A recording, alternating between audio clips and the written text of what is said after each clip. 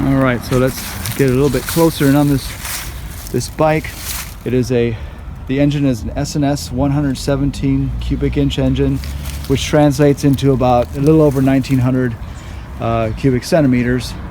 The tops are Total Performance tops, and one thing about Total Performance is the chrome on them tends to flake eventually, and on this one over here you can see a line where it's just starting to sort of bubble up slightly. And then also, if we move to this side,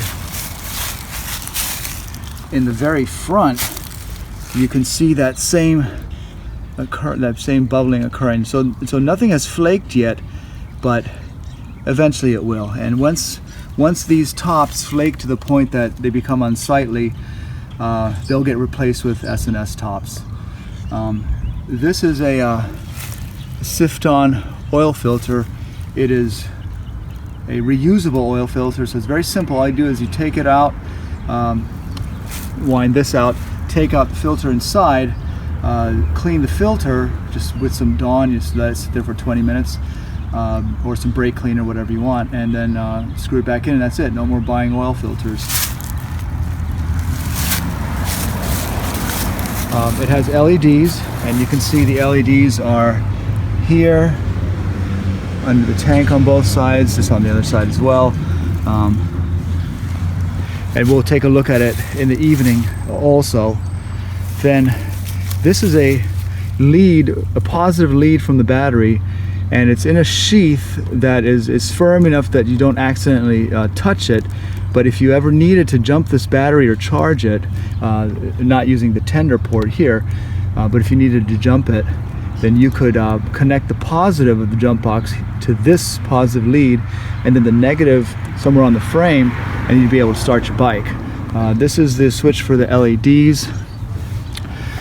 And moving back to the bike here, the stock license plate bracket faces, to the rear like it should. The reason this was switched over to the side is that even when you turn this, it becomes very difficult to access the top bolt here for the brake caliper. So for that reason, as well as I just didn't want to deal with those pesky ticket cameras, that has been switched over to the side. So now the plate is actually facing the side here. Also, you'll notice, but this bike still has the stock license plate bracket. It also has the stock struts that do not accept a sissy bar, and it has the stock solo seat. Also in the picture, one of the pictures, sorry, this is a spike air cleaner, which it no longer has. It's converted to just the regular stock cleaner for two reasons. One is that the main reason is that the spike air cleaner exposed some of the actual cleaner of the housing. Sorry, the spike housing exposed some of the cleaner, and so if it was raining, you could potentially get some water in your engine. Possibly minimal amount, but I didn't want to take the risk. I just wanted to be safe. So that was the main reason of switching this out. The second reason is I like looking at chrome, and this stock cleaner cover gives you a lot more chrome to look at.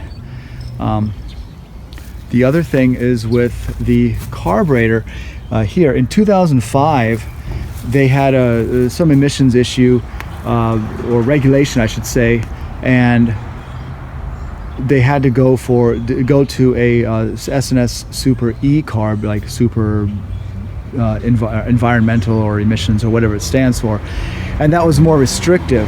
But on this particular bike, the carb has been replaced with a Super G carb to kind of bring out the full amount of power in the engine, and with a matching intake manifold for the carburetor. And one other thing, let's go ahead and take a front view here. There we are. And the bike does have the front fender. And it looks nice. The paint all around is in great shape. Let's take a little bit of a closer look at the paint scheme here.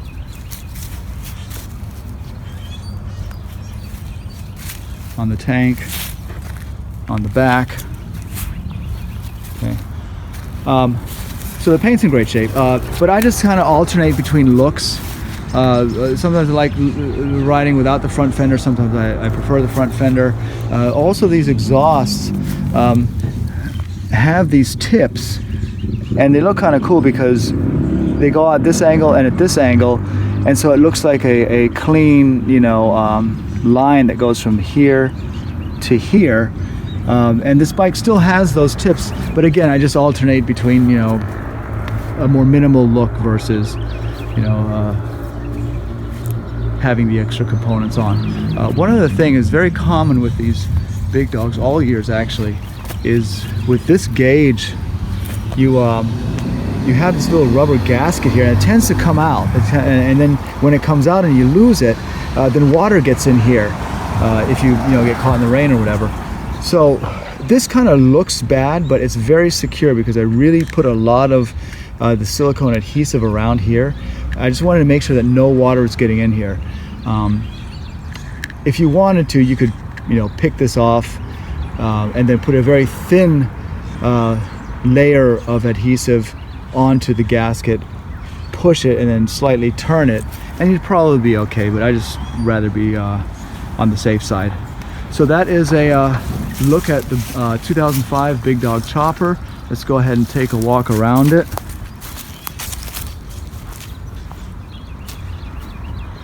And there we are from the back.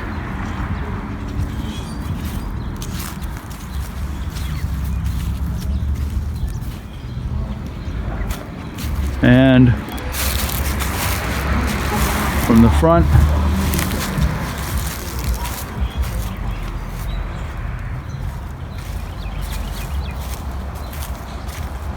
And let's go back to the original side here.